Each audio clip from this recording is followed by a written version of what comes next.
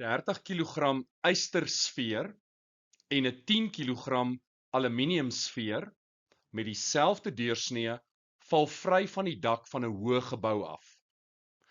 Ignoreer die effek van wrywing.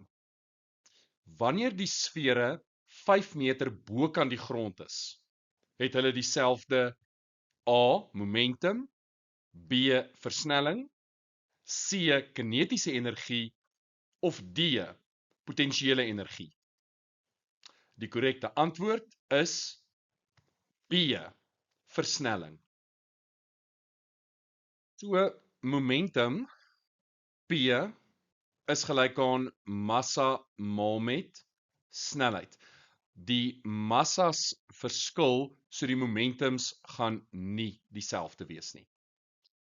As dit kom by kinetiese energie, dit is half mv², so daar's ook 'n massa, die massas is nie dieselfde nie, so die kinetiese energie gaan ook nie dieselfde wees nie.